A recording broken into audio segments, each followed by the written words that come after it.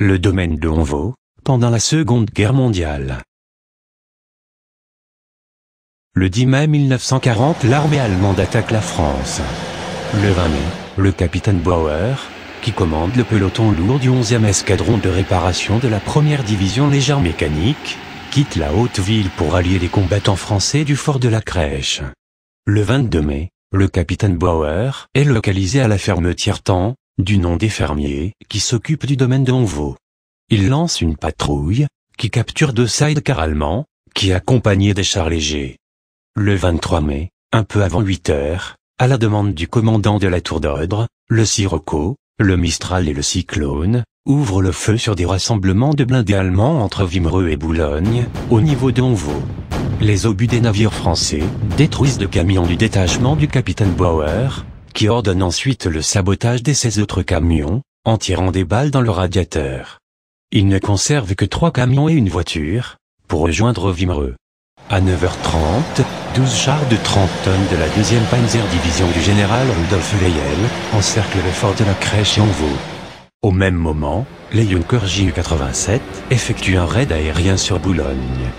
Par 3 vagues successives, les hommes du capitaine Bauer quittent la ferme Tiertan, vers la falaise distante de 300 mètres.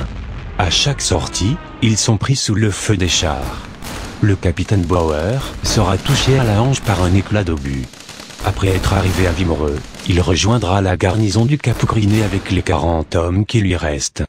Le 24 mai, les Anglais évacuent leurs troupes et les blessés, à bord du destroyer l'HMS Venomous. Le 25 mai, les Allemands ont pris possession de Boulogne. Entre mai 1940 et mai 1941, Honvaux est occupé par des troupes de passage, et par des troupes de l'organisation Todd, qui fortifient la côte du Pas-de-Calais, en faisant travailler des prisonniers français.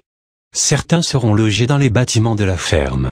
L'ensemble des canons installés en bordure de falaise a été appelé la batterie de Honvaux. En réalité, cette batterie formait la MKB Crèche 2. Cette MKB, avec la MKB Crèche 1, le fort de la Crèche, et la MKB Crèche 3, la pointe de la Crèche, formait le STP 221, Arnica. Plusieurs bunkers seront construits sur la falaise de Honvaux. Ils sont encore présents, même si certains sont tombés à cause de l'érosion. En 1941, les soldats allemands qui vivent à Honvaux profitent de la beauté et de la sérénité des lieux. Ils décrivent Honvaux comme un vrai bijou serti par des murs couverts de lierre. À cette époque, un concert de la marche triomphale d'Aïda de Verdi sera joué dans le jardin, devant la pergola. Le 12 février 1942, 3 cuirassés allemands de la Kriegsmarine passent dans la brume devant Honvaux, dans le cadre de l'opération Cerberus, du nom du chien à 3 têtes, qui gardait les enfers dans la mythologie grecque. Sur décision directe de Hitler, ils sont partis de Brest, où ils étaient bloqués, pour renforcer la présence militaire dans la mer du Nord, au nord de l'Allemagne. Il s'agit des 2 croiseurs de bataille, le Scharnhorst et le Gneisenau.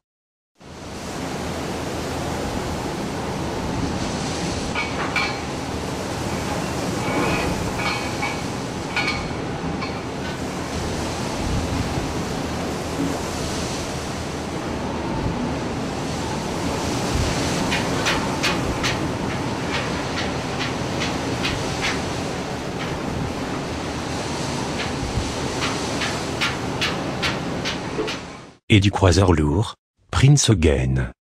Ils sont escortés en Manche par 6 destroyers, 14 torpilleurs, et 32 vedettes lance-torpilles.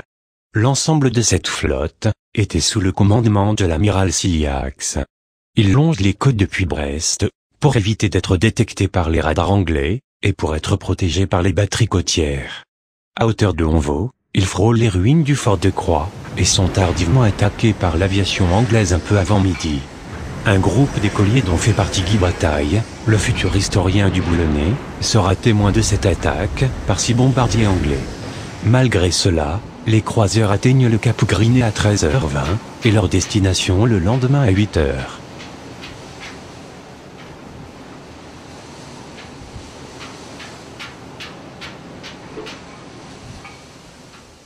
La fortification du château de Honvaux et de ses environs proches a commencé depuis plusieurs mois. Sur une photo aérienne de l'été 1943, on retrouve l'emplacement du manoir de Honvaux, de la ferme, de la cour d'honneur, du jardin, et du jardin clôturé par un mur de pierre. Sur le point fortifié de Honvaux, 5 ouvrages bétonnés ont été construits. 2 bunkers, et 3 postes pour mitrailleuses MG. Certains de ces abris bétonnés sont encore visibles. Il y avait aussi plusieurs emplacements de combat, pour armes légères, comme ce mur percé de meurtrières. En 1944, Honvaux est devenu le Widerstandsnest, c'est-à-dire le point d'appui 219C, de la Festung, la forteresse, Boulogne. Il est appelé Nartigal, ce qui signifie rossignol. On y trouve un détachement d'une trentaine d'hommes. Il dépend du 64e régiment de la 4e division de Flak, qui est une division de lutte antiaérienne de la Luftwaffe allemande, au sein de la Wehrmacht. Ce régiment était commandé par le capitaine Hermann Egger. Il n'y avait pas d'artillerie sur le point d'appui 219C.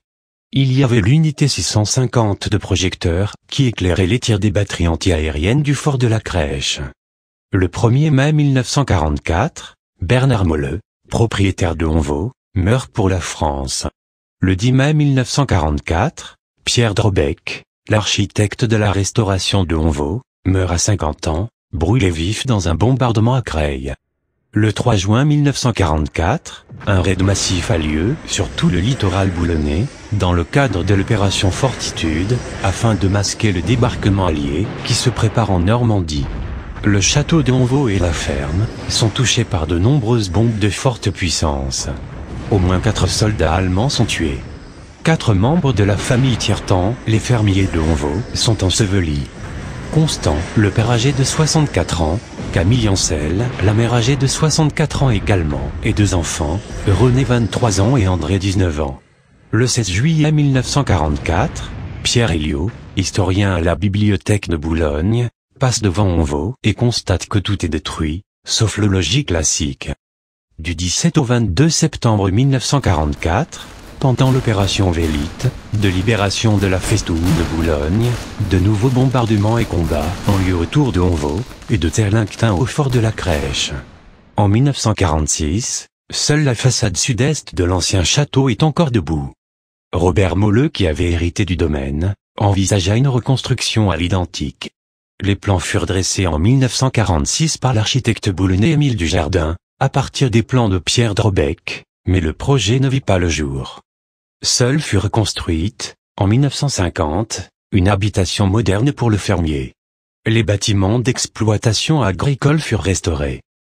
Si vous souhaitez voir une vidéo sur l'histoire, la géographie, les monuments, le patois, la géologie, la nature, de cette belle région boulonnaise, ou bien si vous souhaitez aider par vos connaissances à réaliser une vidéo, alors envoyez un email à l'adresse suivante: le@gmail.com.